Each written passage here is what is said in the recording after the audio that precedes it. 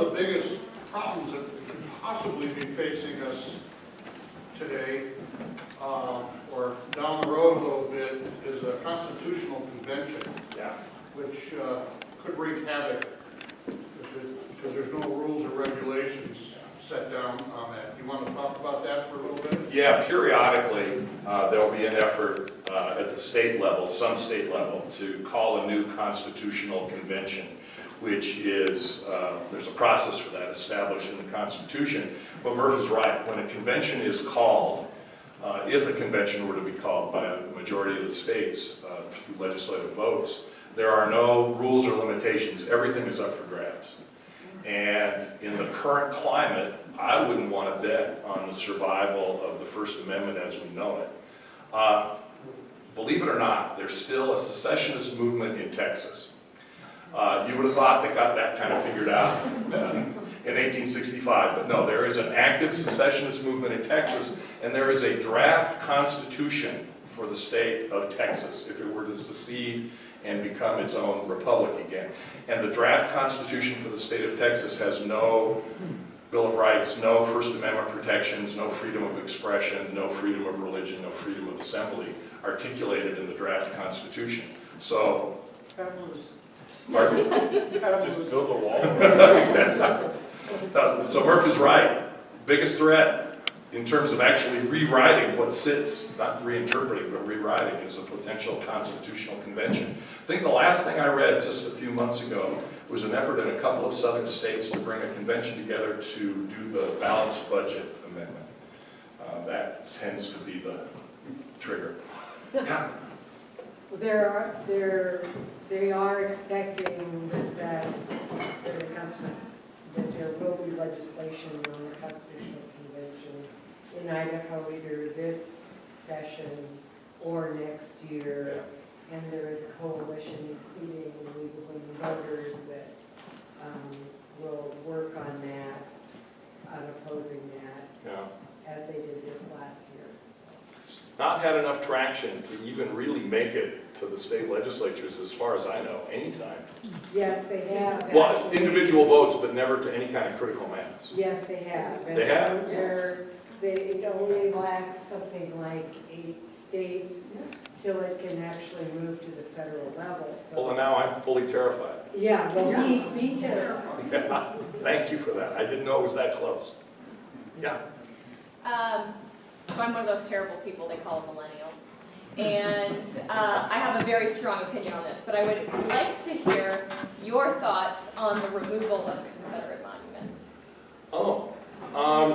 What? Confederate monuments. Okay. I don't put statues in the classification of free expression. There are public statues, and you're entitled on your property. You can fly the Confederate flag. We have people in North Idaho who fly the swastika on their private property. You can put a statue to Robert E. Lee or what's his name, Forrest, the founder of the KKK. You can put a statue on your private property, but public statuary and memorials, I don't think the courts have ever recognized as a form of free expression. And so my view is, yeah, take them down. These are monuments to villainy. Did you all see what John Kelly, Trump's... If only we could have compromised about slavery, it would have been fine. Well, yeah, there were multiple efforts to compromise, all of which would have enshrined slavery forever. Yes.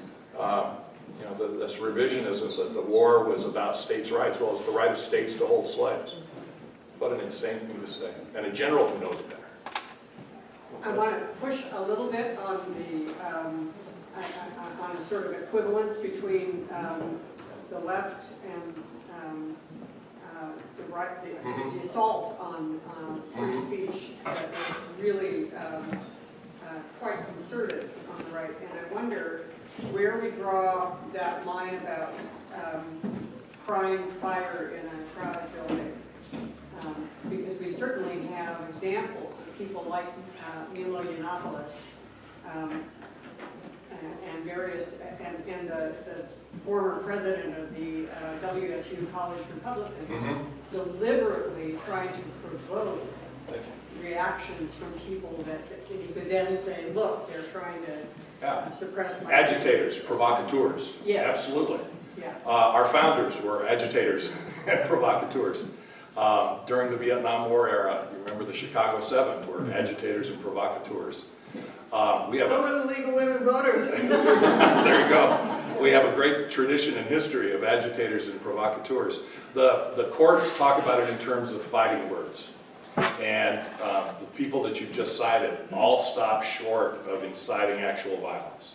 They don't say, go get your gun and start shooting black people or incinerating Jews. Yeah, but Jews will not replace this? That's not inciting violence? It's not inciting violence by the fighting words, the definitions of the Supreme Court. It's speech.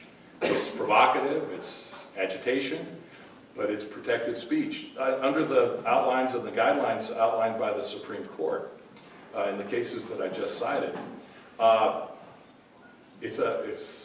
court has given you wide latitude. And remember, in the Westboro case, what they're saying is if you're talking about issues of contemporary social and political importance, doesn't matter your position, it constitutes political speech and it's going to be protected unless you cross that line into actually inciting violence.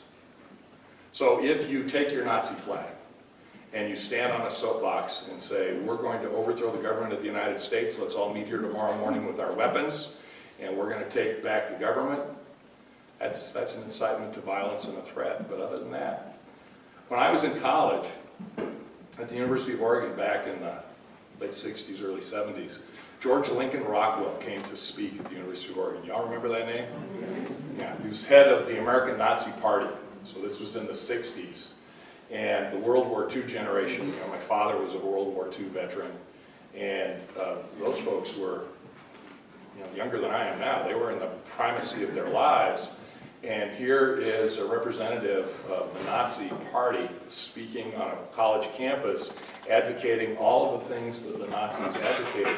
10,000 of us went and heard him, and not a whisper, not an applause, not an acknowledgement, just sat and listened and then walked away. I never had a problem with that. I understand it's tough. But also, the Republican kid over there who stood on the podium in Charlottesville, he's protected by the Constitution just like we are.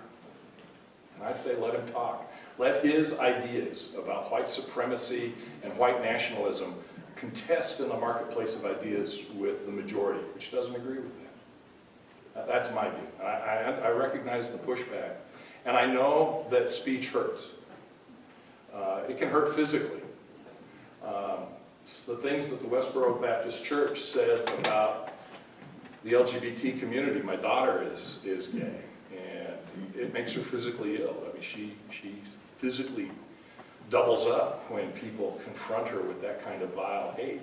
So I know speech can hurt, but our system says you've got the right to say it. There was a dissenting opinion in that West. Yes, there was. Yeah. And I couldn't quite understand the position of Samuel Alito. Can you? No. It was a distinction between private and public court. Yeah, he made some fine distinction, Alito being more conservative libertarian. He drew a different line, but I couldn't interpret it for you. I read it at the time. I have not boned up on it since it's 8-1.